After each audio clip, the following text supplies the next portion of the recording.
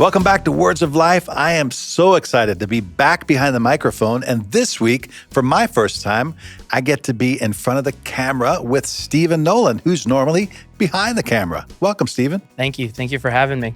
Now, you've just gotten back from serving with the Salvation Army in response to Hurricane Ian down in Florida. What are your impressions? It's amazing to see the Army just being the hands and feet and to be a part of an organization that responds so quickly to disaster. Yeah, well, thank you for doing that. We are grateful for your service. Well, if you've missed the show the past few weeks, we're now in a new series with Major John Murphy and Bethany Farrell. Yeah, this has been a refreshing conversation about leadership, not just through a biblical lens, but what does it look like to have everyday leadership as a mother, as a father, as a church volunteer?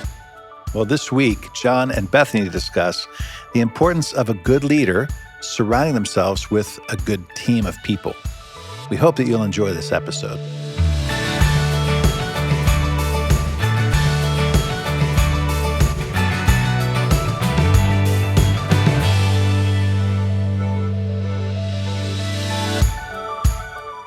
Well, we're back for another edition of Everyday Leadership with Major John Murphy. Good to see you again. Good to see you. Welcome back. Glad you came back. You know, I'm very glad to be here this morning. I'm learning so much from this whole session, and I'm excited to see what you have for us today.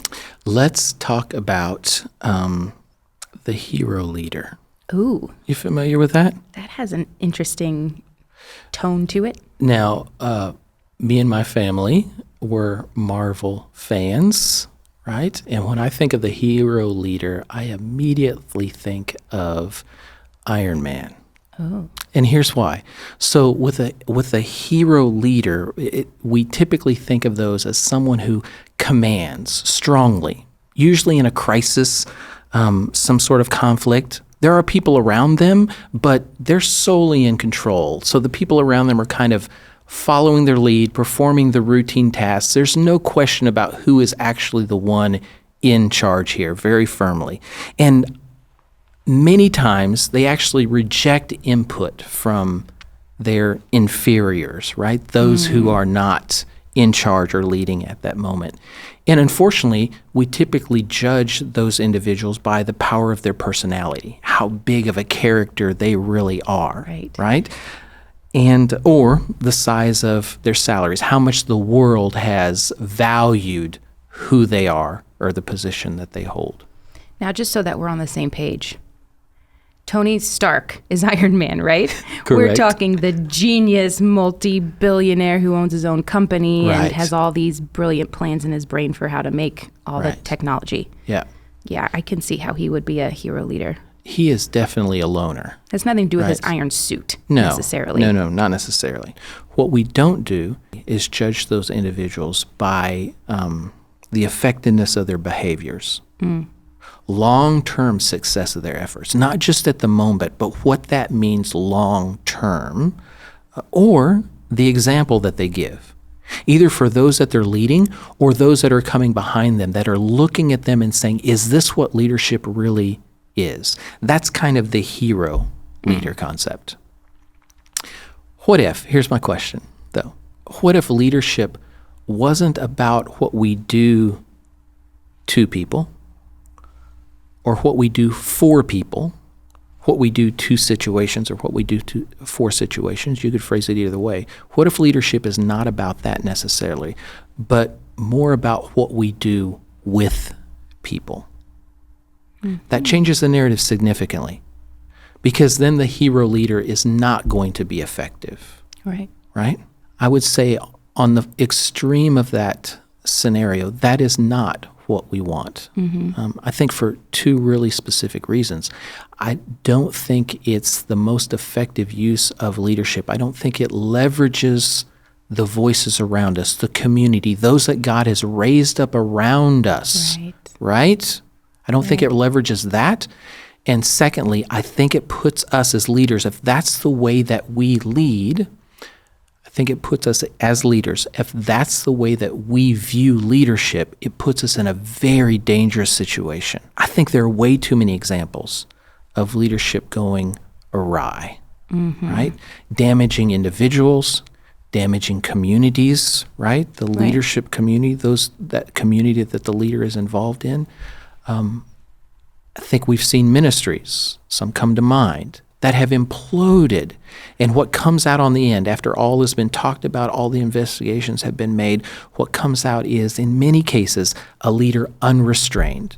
Right. A leader who believes that they have been given the directive themselves and they need no one around them to give them input or to constrain them or to question them. Follow me, I have the answer. And I think that could be very dangerous. Leading from a silo. Yes, Yeah. very much. In some ways, though, you see where the world is afraid of the opposite, of sharing that power. Right. Right? We've heard the phrase, if you want it right, do it yourself. Right. And so we're hesitant to share with others when we have leadership in place.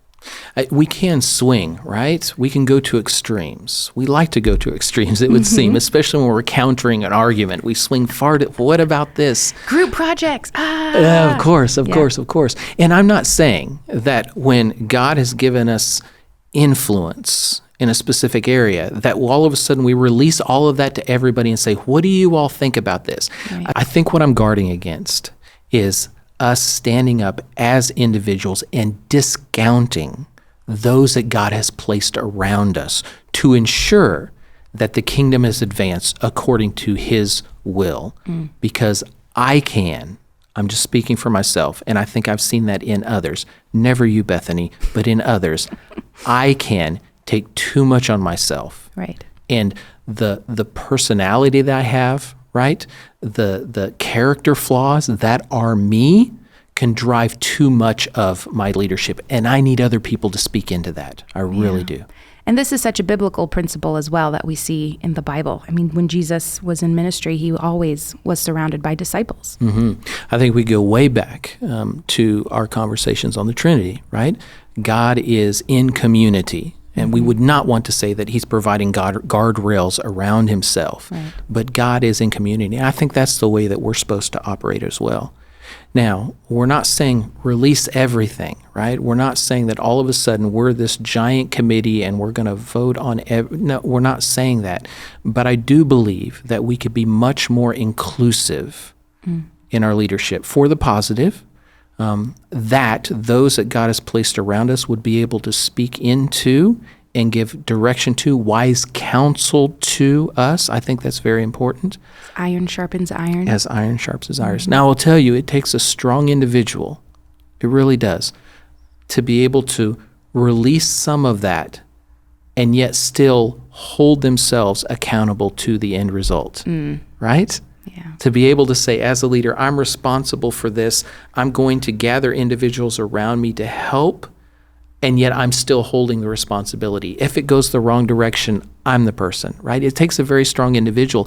And I think in a lot of ways, that's why we don't do it, right? We don't want to allow other people because we are concerned that they may steer us the wrong direction. And it's my reputation on the line, right? Yeah. I'm the one the boss is going to come to. Therefore, I'm going to hold it all myself. I don't think that's as effective for the community. I don't think that's as effective as, for the community, I don't think that is really effective leadership. So what are some of the dangers that we face as leaders? These are going to be extreme, but I think we can find, even in ourselves, some little hints of these from time to time. As leaders, we can lead compulsively. Leadership that has a very clear or a very specific definition that relates to the need to maintain order, absolute order, in fact. So we become the leader who has to have control of everything that's around us, every person that's around us. And the behaviors that result from that are very damaging, right? So that's one thing. We could be the narcissistic leader. We all know what that looks like, right? The world and all the people in it revolve around my axis, right? My axis. And lastly, if we're not careful, we can become paranoid, believe it or not. There are paranoid leaders, desperately afraid of anyone or anything. What can we do to keep from falling into one of these dangerous traps as a leader? That's where this idea of community comes into play. It really does. We all need trusted individuals And here's the kicker, whom we will listen to, right? Right. Trusted individuals who we task with giving us regular feedback, and those that we will listen to and follow their guidance. I have blind spots. There are things that I don't see.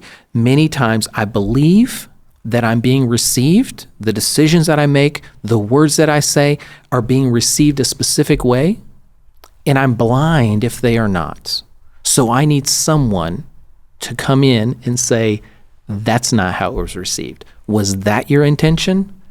That's not what took place. Or even, and I'm speaking personally, as I ramble on, right, they can come on and say, listen, that's not helpful. That is not true. That is not correct. You're endangering, or you're hurting, or you're not creating a safe environment. I need those individuals to speak that clearly to me, and I need to trust what they say. And you need to listen. Yes, and I need to listen. Yeah. Man, thank you so much for this today. We haven't finished yet. Oh, we still need an action point. We do. What's our action point?